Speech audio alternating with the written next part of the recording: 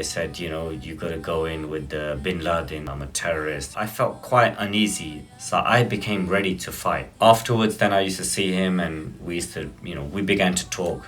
So we sort of became, we became on talking terms. The doors unlock and someone or a group of people rush into your cell to attack you.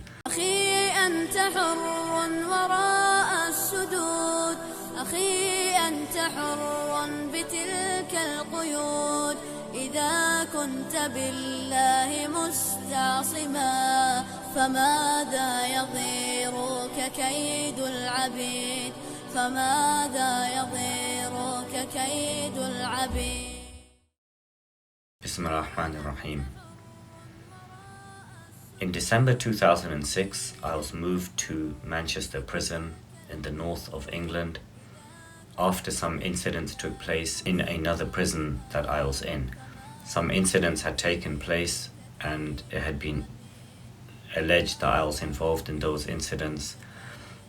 Allegations which were completely false, but in order to punish me, the prison service had moved me as far away from my family as possible. I arrived in the evening at Manchester prison and I was held in the segregation unit for a few days.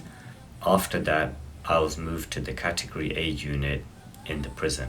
The Category A unit was a small unit of about 30 or 40 prisoners, all of whom were high value Category A or higher risk prisoners. Now, as soon as I went there, they said to me that, okay, you have to go into this cell and to share with such and such prisoner. So I went into the cell and there was a young prisoner that was there. He said, hey, can I just ask you a couple of questions? I said, of course. He said, you're Muslim, right? I said, yeah. He said, you're going to get up at 5 o'clock in the morning to pray? And I said, yes. And he said, and you're going to wash your feet in the sink? I said, yes. He said, no disrespect, bruv. He said, I can't share a cell with you. And he went to the officers and he said, I'm not sharing a cell with this guy. And then they said to him that if you don't share a cell, then it's going to be recorded against you as a disciplinary offense and you're going to have to go to the segregation unit. He said, fine, I'll take that. So I've just arrived in this unit and there is a prisoner who does not want to share a cell with me because I'm a Muslim. I had been held in prison for 2.5 years without trial at that point, and the other prisons I had been held in, there were a large number of Muslims, and it was never an issue being Muslim or practicing Islam in prison. But this was the first prison that I had been to where I could sense some hostility.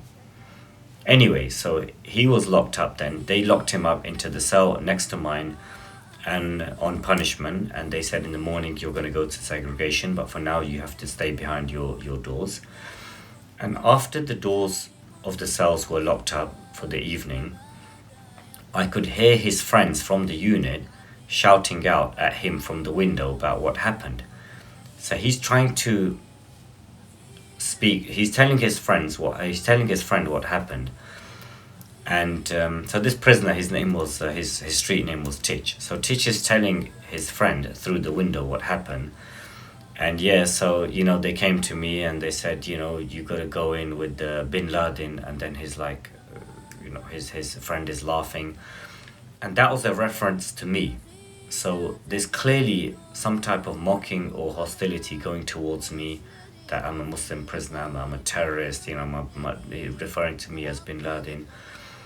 And I felt quite uneasy with that conversation taking place, to the extent that I prepared myself in the morning that I'm going to be up before the doors open with my shoes on, and if anyone is going to try to attack me, or if, they're not going to think that this polite, kind prisoner can't fight or won't fight. So I became ready to fight. That in the morning, because most attacks in prison happens as soon as the doors unlock. 8 o'clock in the morning, the doors unlock and someone or a group of people rush into your cell to attack you.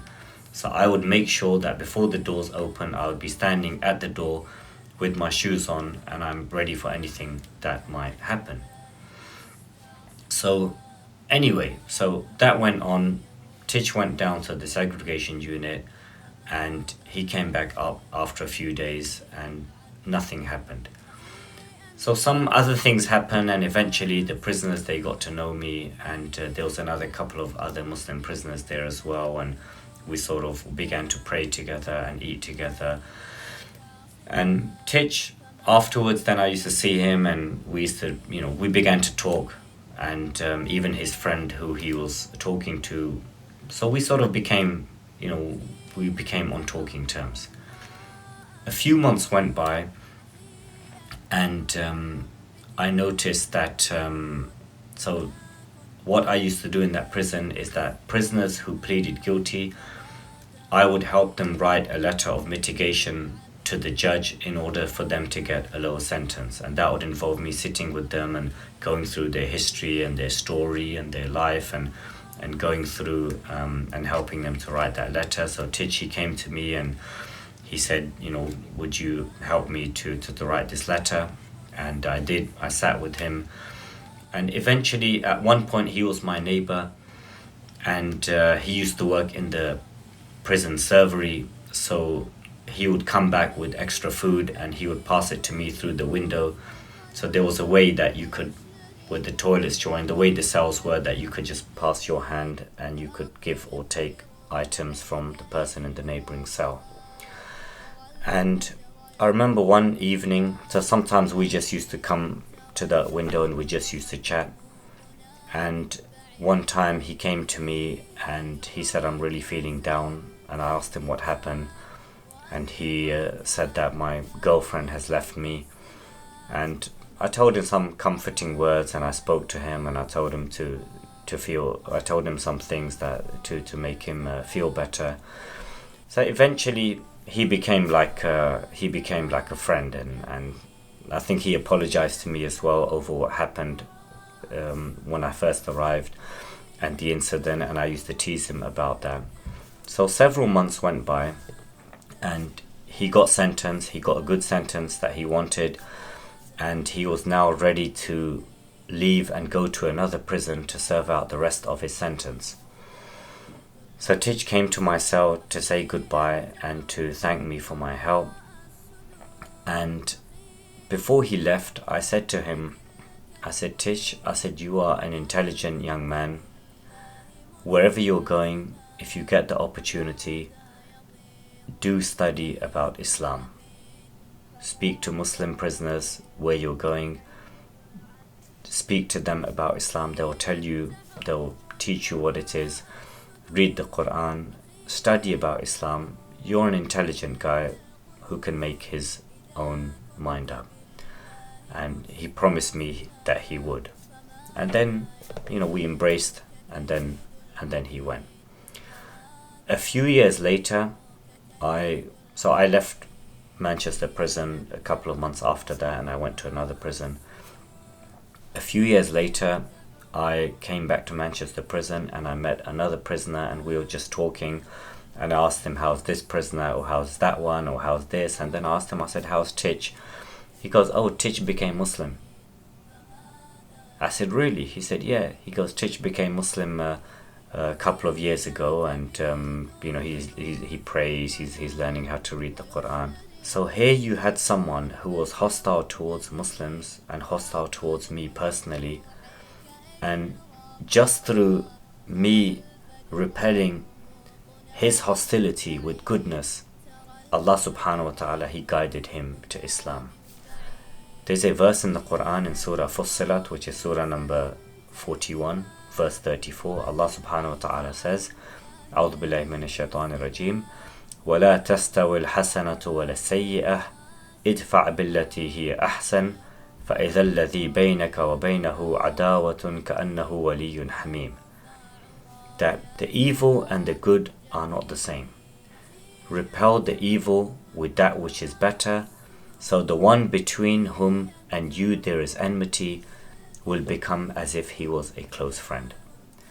And I saw that verse come true in this incident, where someone who was hostile towards me, hostile towards Muslims, and who was mocking me and making fun of me, that this man, he accepted Islam and he became Muslim.